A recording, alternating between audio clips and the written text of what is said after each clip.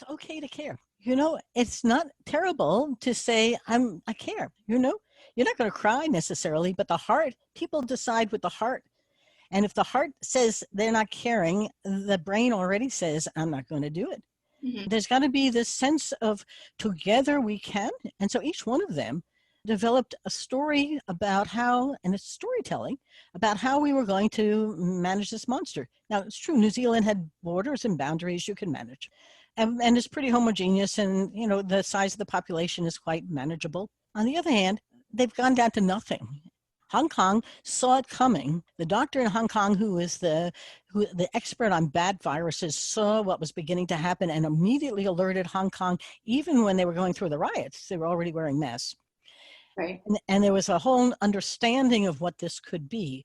If you deny it, you have different problems. And if you admit it and you take charge of it, and Angela Merkel did a fabulous job. A friend of mine had it for 8 weeks in Germany. And she said, but we all trusted her. We quarantined. We knew what we had to do and how to address it. And that is a very different style of leadership than the guys did. I don't care if you're in Brazil or the US or Russia. Right. It is time for us to appreciate the style and realize that leadership doesn't have to be messy. It can be organized. Welcome to the Tribe of Leaders podcast. I'm serial entrepreneur and investor Emmy Kirschner, and I'm known for sprinkling just a little bit of glitter throughout the streets of Philadelphia and on the stages that I speak, while I help creative entrepreneurs stop struggling as the overworked admin in their business and become the CEO of their multi-6 and 7-figure businesses. What has fascinated me over the years are the stories of success and failure that courageous entrepreneurs who have put it all on the line face as they change lives, disrupt industries, and become incredible leaders themselves. So if you're looking for a community of engaged entrepreneurs and you'd love to get some resources and tools that can help you fast track your business, I invite you to join the Tribe of Leaders Facebook group. The link is in the show notes if you want to connect with us. And of course, the group is free to join.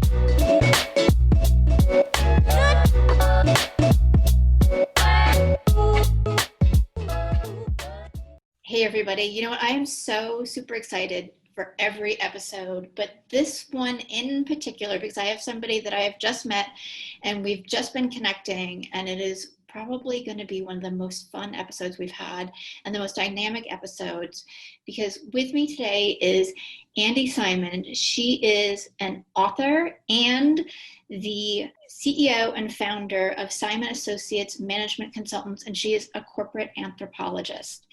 Now, for those of you who don't know what that is, we are definitely going to tell you. We're going to be talking about smashing the myths, and this is part of her book. This is the subtitle. Her title is Rethink, Smashing the Myths of Women in Business. And you all know, if you've been listening to me for a little while, that this is near and dear to my heart, because it is time for women to take on new leadership roles and change the way the world has been working. So Andi, thank you. As I said, super excited to have you here. I can hardly wait to have our conversation. Share with everybody a little bit about you. This is so much fun. What a great opportunity. And your listeners are very special people. So let me help them. And I say this intentionally, see, feel, and think in some new ways. So I am Andrea Simon. I am a corporate anthropologist. I was trained in cultural anthropology, and I was fascinated to watch how people changed. And as I went through, I got my tenure and I was a professor, and then I got into banking during deregulation, and I got into business to see how I could help change organizations that had to adapt to new times. And slowly but surely, I became much more interested in corporate than I was in doing small-scale studies or being in Greece studying them.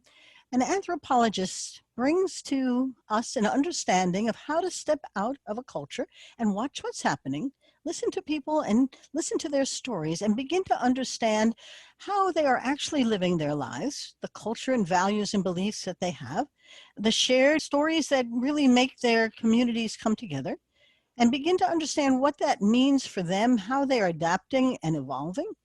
And so people say to me, how come, anthropologists study small scale societies? What are you doing in business? And I said, well, after living in business for almost 20 years as an executive, I realized that they really are small scale societies. And what's so interesting is that they may not have potlatches or face paintings. Maybe they have kinship, but who you eat with at lunch matters a lot. How Right. you celebrate successes or adapt to challenges is very institutionalized. And Hmm. if you've ever gone through a merger or acquisition, you know that two cultures coming together clash very quickly. You say the same words, but they mean very different things. And so my career has been first academically and then institutionally trying to really understand how to help people see, feel, and think in new ways, as an anthropologist is designed to do. And I often take my clients out to do just that, to spend a day in the life of their client or to listen to an interview or story and to begin to understand it. And I will tell you that while I could have heard that when they hear it, little anthropologically, they go, oh, that's what you've been saying. I said, no, that's what they've been saying. He said, Yeah. but you can't hear it.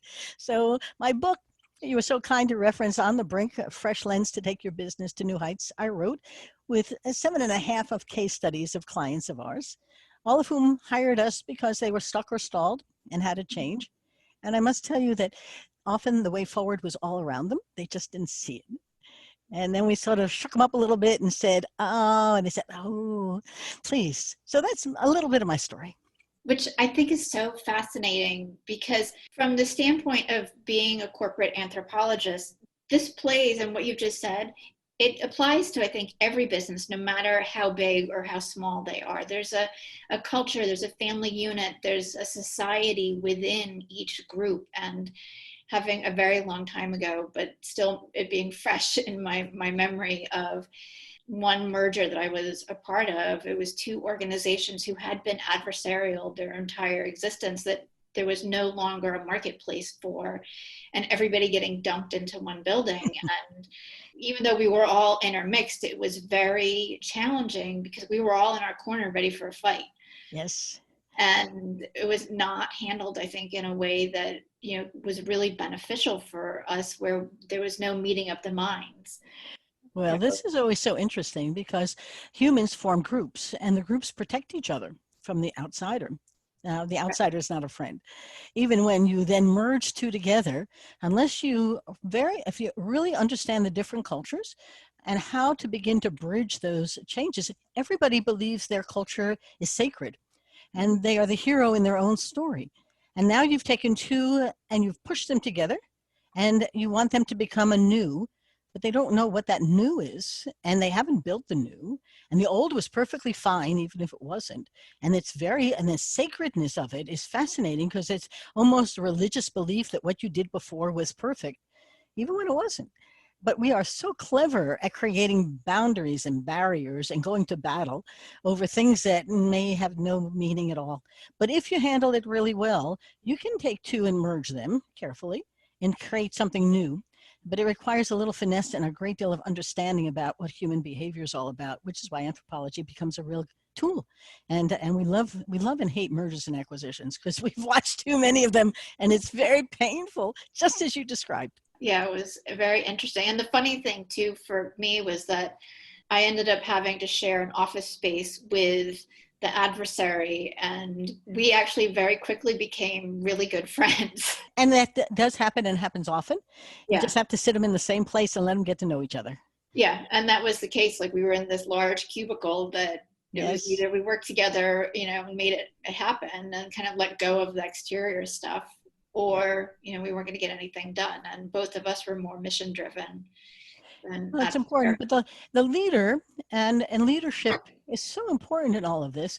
They set the tone, and the followers all are watching, and we're mimics. And so we'll watch carefully what leadership says and does, and the two are important. It's not just what they say, but what they really do. Right. And then we will mimic, and we're careful to protect ourselves by not looking different, even if we know that's the better way to go. And it's very complicated for the leader to begin to become a teammate of his adversary. It was a great basketball game, but now we're playing on the same team. How are we going to do that? So Right. it's interesting times. So how can women start playing into this and creating better cultures, become more effective leaders, step into higher leadership roles? Because it's still kind of lonely at the top there. It is. And it is very lonely. I'm working with the Women's Business Collaborative and organizations of organizations trying to do just that. And we're working very collaboratively to try and get more women in the C-suite because they're not there. And Mhm. they're trying to get more women on the boards so that we begin to listen. Your analogy, though, of that merger is not that different than what happens now. In most of human history, the men have set the rules. Most societies across the globe are male dominated. There have been very few matriarchal ones. They're more mythical than they are real. Yeah. And in that, women have always been protected. Their role was to have and raise the children, prepare the meals, and become the anchor, while the men did hard stuff. They were the agriculturalists, or they were the traders, or whatever. You go back through human history, and our evolution has been based upon this model that's now going through a great transformation. Your point is that we are really on the brink, to use my book title, of a great transformation. We are watching that something is happening beyond the C-suite in major companies. While we talk about, the only 34 women in the Fortune 500 C-suite, it's fine, but I'm much more interested in the 400,000 women attorneys, or the fact that more than half the doctors in both med school and now, or dentists, are women. That 40% of the businesses in the United States are owned and run by women. Some are necessity businesses, but others are really beginning to grow. All the post 2008 recovery was driven by women owned businesses that were hiring, developing, and not within the large corporations. So to come back to your question now, there's a sea change happening. And I don't care whether you're part of the 65% of accountants who are women, or the women attorneys who are moving up into companies and trying to become partners. Something is going to have to give because the enemy is at the border and it's coming over the wall, and it's coming into our government, it's coming into media, it's coming in how the billionaires are increasing in numbers and donating their money for causes. There's something major transformation going on. And it's time for women to realize that they can, in fact, become transformers of our society where there's, if not equality, at least equity and parity and pay equity, and a recognition that the women are, I'm going to say geniuses quietly, because they haven't even been recognized in many cases for the success they have. But the women themselves have begun to see themselves in a new way. And Mhm. that's what's so exciting, because they're beginning to stand up and say, yes, I can. I'm going to lead. And women are following them. And even the guys are following them. But the guys don't like it so much. No.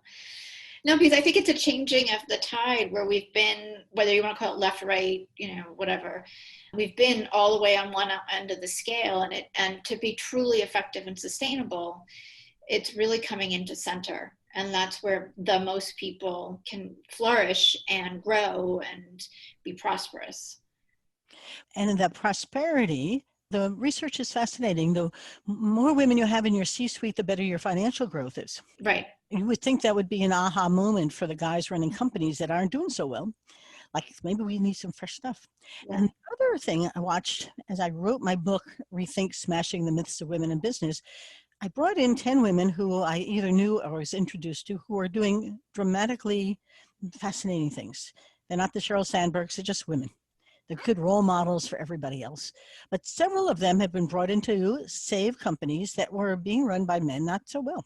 Mm. And we're seeing that turnaround in the healthcare, turnaround in higher ed, turnaround in business that stalled.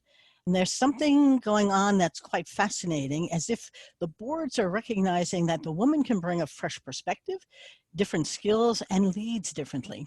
Mm-hmm. And so each one of the stories is about how these women have, in fact, led their whatever it was in a different fashion, and didn't believe the myths that said you can't, because each of them said, of course I can.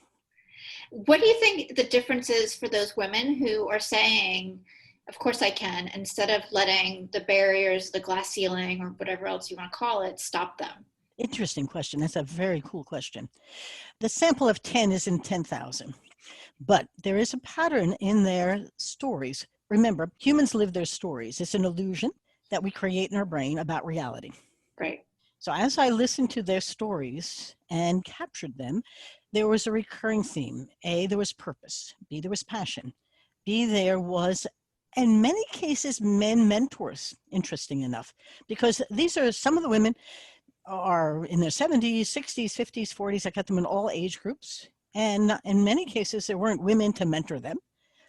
But they were always complimentary about the teamwork and the willingness to share and to grow them as a woman by somebody else. But they also were willing to be curious, experiment, and try. So I'll give you an example. Jamie Candy is one of my favorite stories. She's now CEO of Edmentum, a company in the educational testing business. Mm-hmm. And the way Jamie grew up, she was shucking corn at 9 in the fields. And she did some very clever things when she was young. Father worked days, slept nights. She would take the car before she was allowed to and take friends around so they could get their errands done and make some money at it.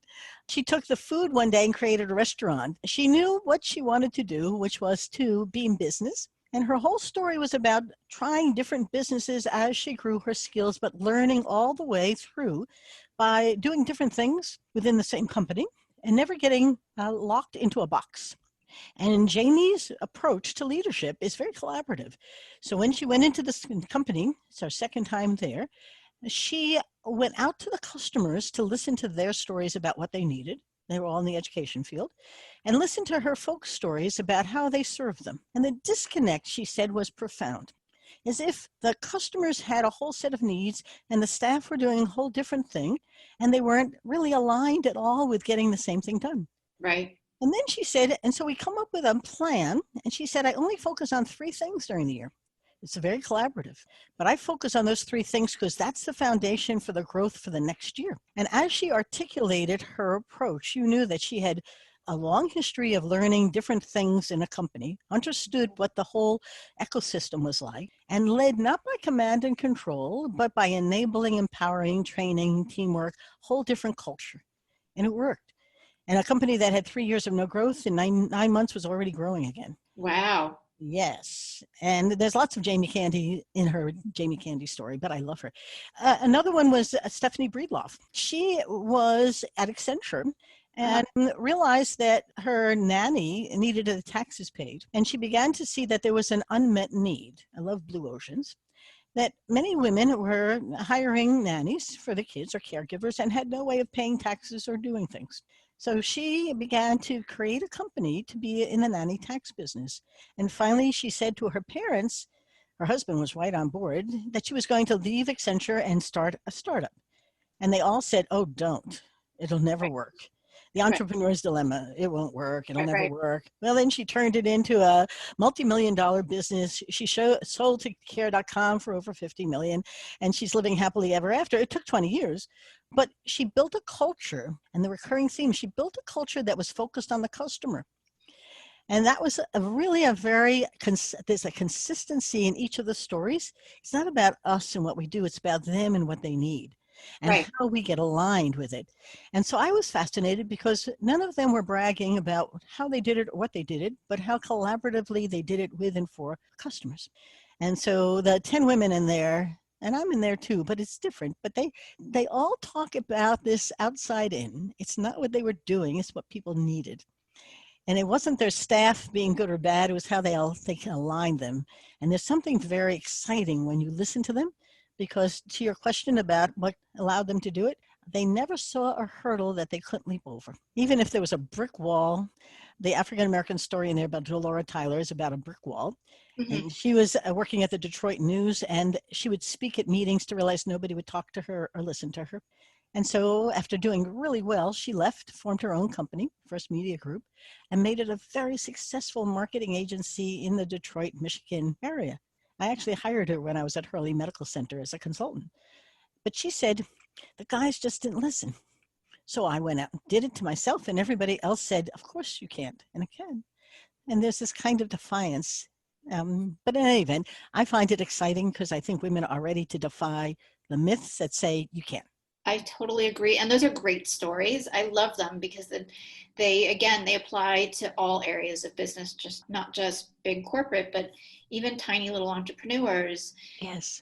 when you're truly purpose and mission driven, it's really all about your people. Yes. And when you stay in that mindset, that's how you can create incredible impact. But don't lose that thought, because I can't say it often enough. You're absolutely right. If you get out of its I, but we talk about we, all of a sudden the oxytocin, that love hormone, goes wild in the brain, and we see bigger, and there's lots of trust and growth and creativity. And it's not about me, it's about we. And that works. And the we can grow so much farther than the me. And everybody lines up to help. Yeah, which Yeah. is, I think it's so cool. And it's so fun to watch those stories, particularly at the very beginning. You have the naysayers who want to keep you safe and don't want you to take risks, saying, oh, no, it won't work, or nobody's ever done that before. Do you know the Entrepreneur's song? People say, that won't work. No, it won't. It will never work. And then you make it happen, and they say, oh, that was obvious. And I can't tell you how many entrepreneurs have said, everybody said it would never work, and then I did it, and they said, oh, that was obvious. And do you think that's kind of a common theme with women leaders, is that they are able to push through the judgments and everybody who's, really singing the naysayer song, and not take it personally and just stay in that mission? Well, I'm going to say yes and no, because I'm working with women now. As part of the Rethink book, I'm developing a program called Rethink Your Journey for women.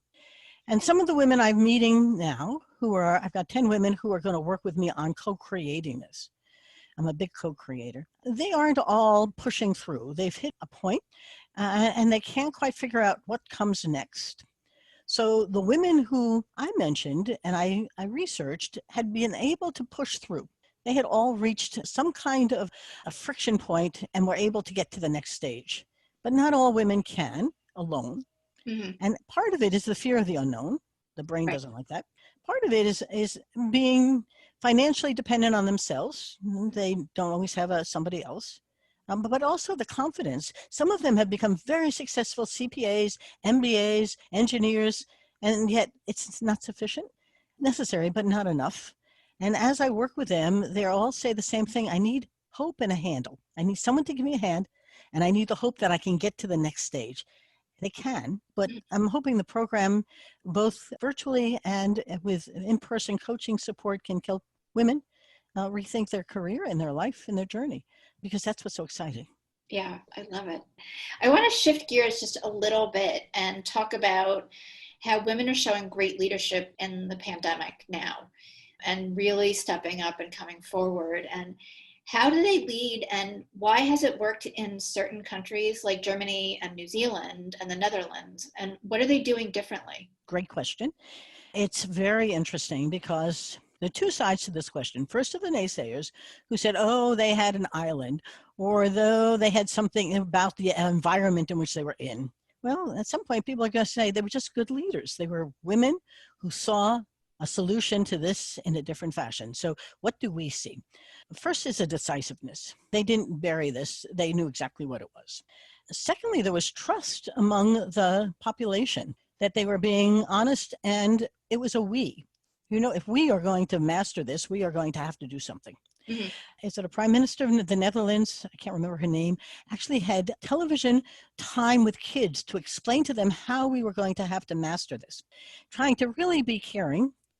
The third is they use the scientists and the technology in order to be legitimate about the decisions they were making. They believed in science and they used technology in order to help monitor people, but they gave them enough of the critical facts to begin to believe that we should trust you.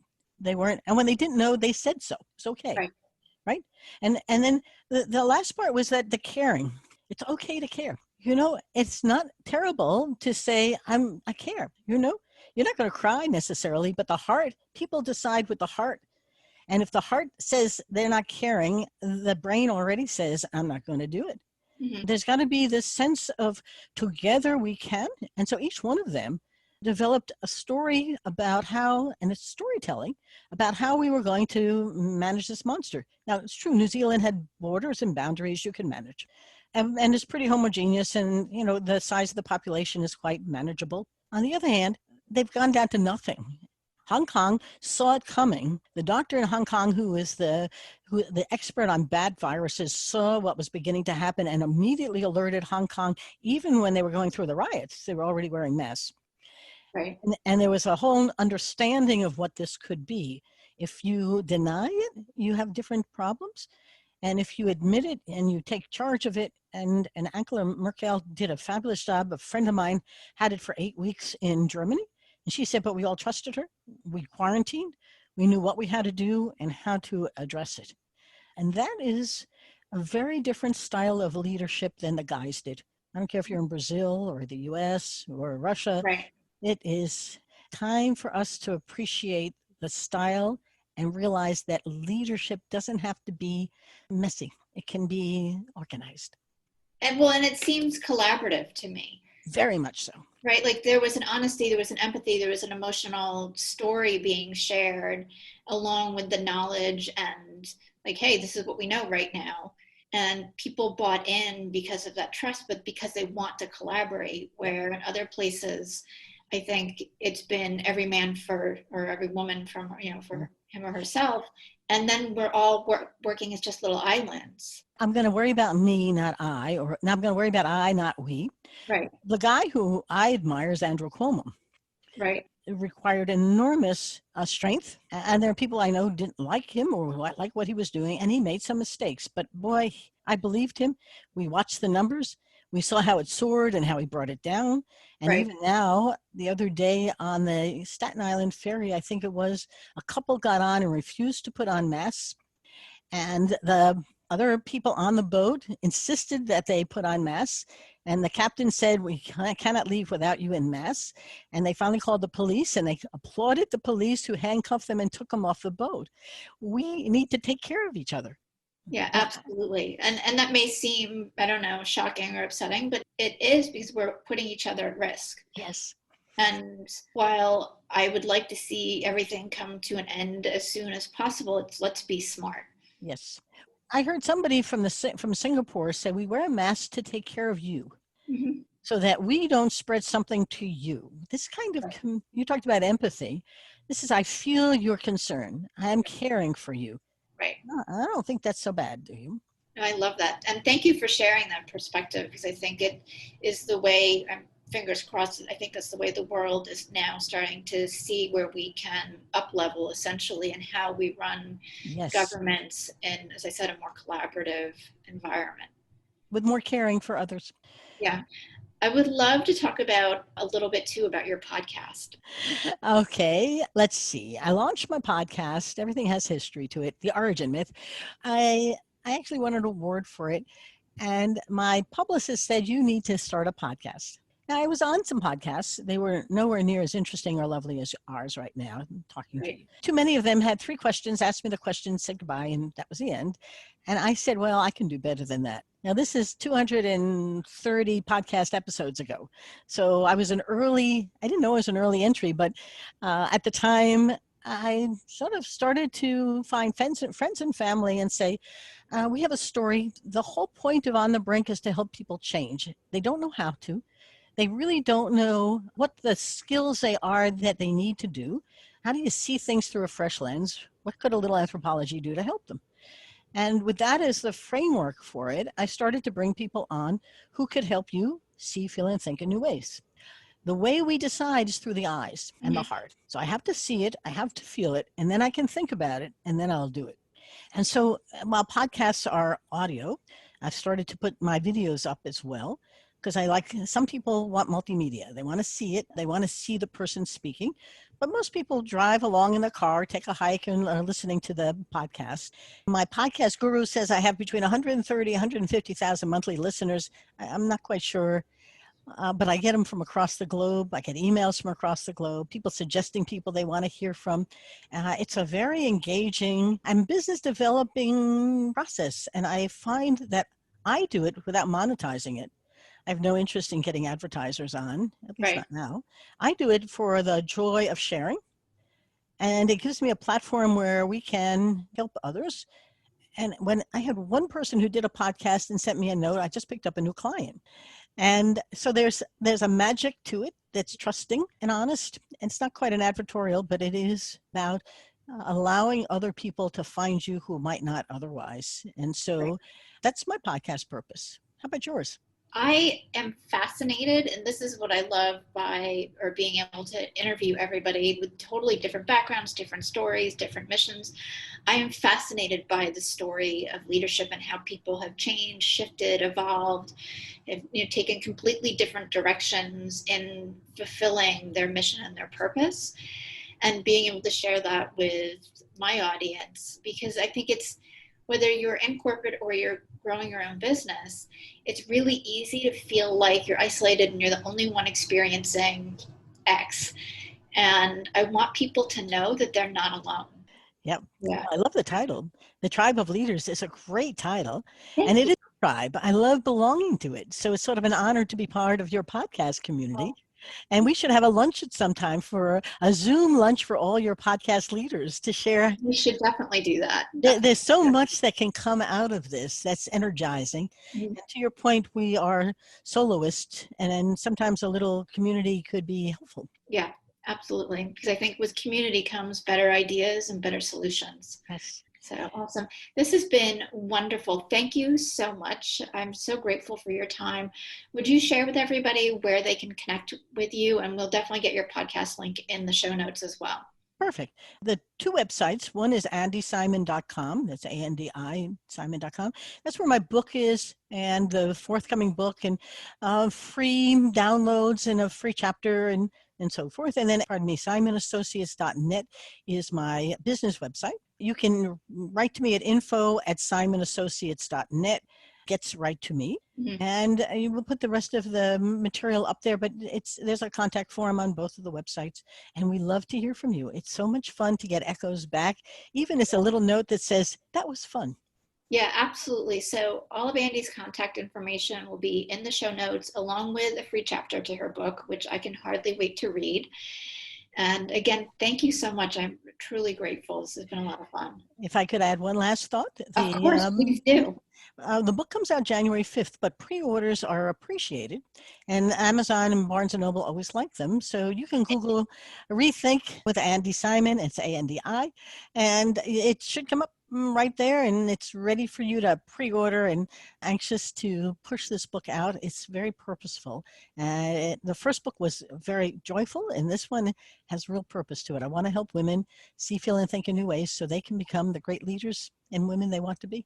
Right, absolutely. Because ladies, it is our time. It is. Great way to end us. Thank you. And everybody, we will see you next week.